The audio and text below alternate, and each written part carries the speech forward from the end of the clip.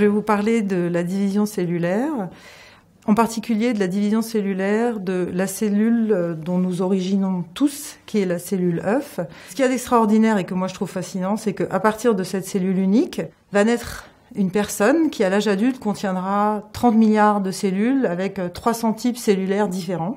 Comment donner 30 milliards de cellules ? C'est parce que la cellule zygote va se diviser d'abord en 2 cellules, puis chaque cellule encore en 2 cellules, donc on aura 2, puis 4, puis 8, puis de manière exponentielle, on aboutira à ce nombre de 30 milliards.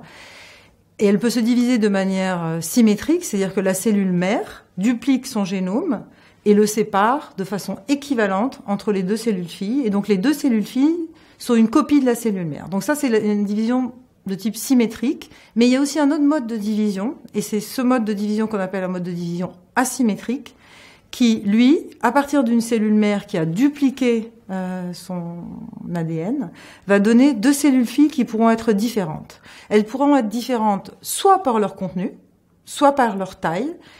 Et quand elles sont différentes par leur taille, c'est parce que l'appareil qui permet de ségréger les chromosomes n'est pas situé au centre de la cellule. Donc il sera excentré par rapport au centre de la cellule et ça générera donc une cellule fille qui est petite et une cellule fille qui est grande. Typiquement, l'ovule, donc l'œuf qui va être à l'origine donc de la vie, provient de divisions qui sont asymétriques en taille. Les ovules proviennent donc d'une cellule qu'on appelle l'ovocyte, qui vont se diviser 2 fois en générant une cellule énorme, l'ovocyte, et une toute petite cellule qu'on appelle le globule polaire. Et ça leur permet de garder les réserves d'origine maternelle qu'ils ont accumulées durant leur croissance en fait dans les ovaires. Et c'est donc très très important parce que par exemple, vous savez qu'après fécondation chez les mammifères, l'embryon ne va s'implanter dans l'utérus qu'environ 5 jours plus tard. Donc il lui faut des réserves pour pouvoir soutenir son développement jusqu'à son implantation.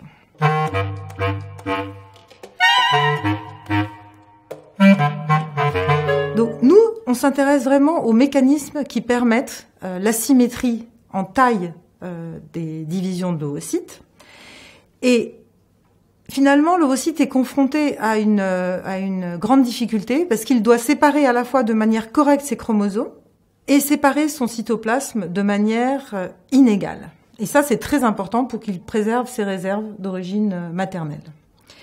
Et finalement, on se rend compte que l'ovocyte fait énormément d'erreurs de ségrégation des chromosomes.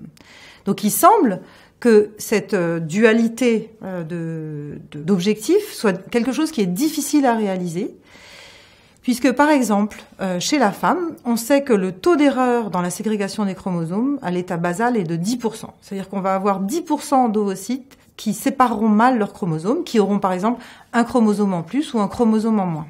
Et ça a une incidence très grave sur la fécondité, puisque ça pourra conduire soit à un arrêt du développement embryonnaire après fécondation, soit à l'apparition de trisomies, comme par exemple la trisomie 21.